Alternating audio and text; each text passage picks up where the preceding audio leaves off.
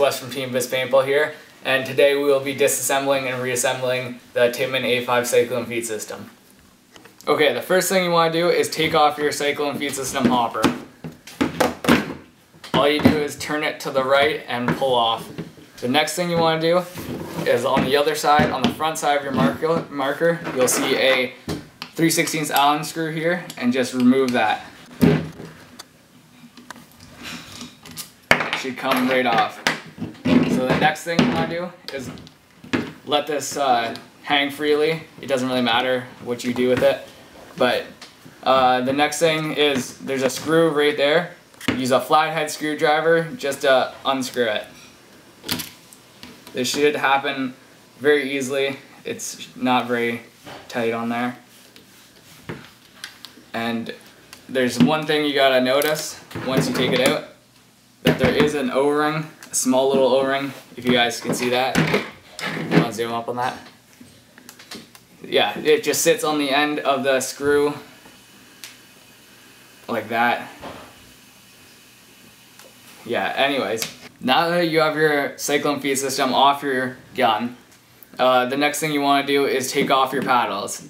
Now you might have noticed that I have the Tech squishy paddles in. I find they're very useful, and if you want to go check out our other videos on it, the link will be in the description, but yours will probably look like this, and they'll have a little washer on there too.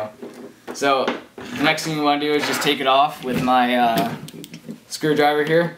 Now that you have that screw removed, you can just remove the paddles with ease. And then this one can be a little tricky, so you might need a screwdriver or something just to prop it up and then take it out. So now there's nothing in your cyclone feed system, and you can do whatever maintenance you need to, clean the paint out or whatever, or dirt and debris. And the next thing you want to do is flip it over. There's 4 screws on the bottom, and you just want to remove those. Okay, now that you have all your screws off, you can just take the bottom cap off, and you should notice a couple things. There is a screw right here, well, a bolt that the cyclone screws onto your gun, and your ratchet assembly should come off like that. And then you can pull your piston housing out here, and then you can see your piston and your spring and your ratchet assembly right there too, and that should just all come out. And then there's just this one little I guess guide rod spring.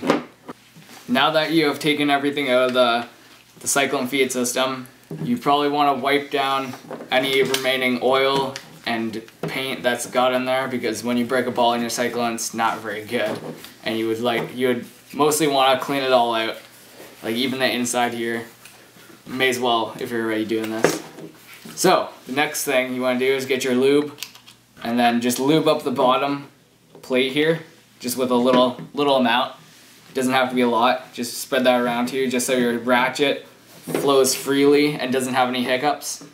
So this is the ratchet assembly, and you can take that out, but you don't really need to. And it's kind of a pain to get it back in sometimes. Now that you've put that back in, we want to reassemble it. So you just want to wipe down your piston with a cloth or a paper towel, it doesn't really matter, and then re-lube it, just so you get you can press the unjam button really fast, and it goes easily. And then so you want to put it into your quick exhaust housing for your ratchet, and then you just want to slide the whole assembly into the cyclone feed system. One thing you want to notice is this spring and this little plastic piece. You want to have that set inside the cyclone system, so you can get your piston housing in those 2 notches. Alright, so now, as you guys see, the piston housing is in between the 2 notches on the bottom plate. Then you want to get your spring guide rod right there, just so it has tension on the cyclone feed system. Then the next thing you want to do is put your plate back in, your bottom plate. So it should slide on, and then get your 4 screws. They're all the same length, so don't be afraid of mixing them up with your top one. It doesn't really matter.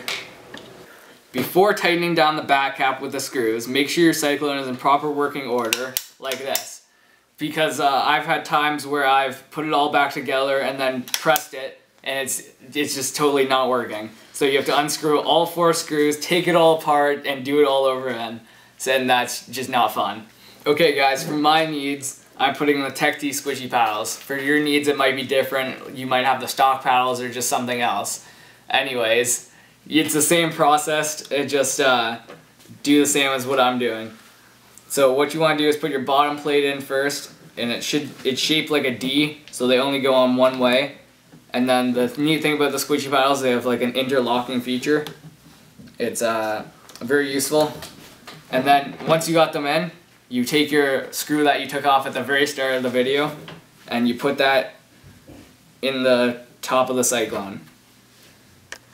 Now you want to grab your banjo fitting and your O-ring that we took off at the very start of the video and put them back on. So you want to put your screw in first, and then your O-ring goes onto the screw, like on the screw side. And you just fit it on like that. Now you grab your Tippmann A5 or any gun that has a cyclone on it, and you just line up the holes there, right there, with the holes, the rivets, I guess you'd call them, out on there. And it should go on fairly easily. And the next thing you want to do is just line up your screw over here with the hole in your gun and just screw it down. Last thing you want to do is secure your cyclone feed system to your Tippmann A5 using the 3/16 Allen wrench screw that we saw at the beginning of the video. Now you're ready for playing. If you like this video, comment, favorite, and subscribe, and also check out any of these products on badlands.com.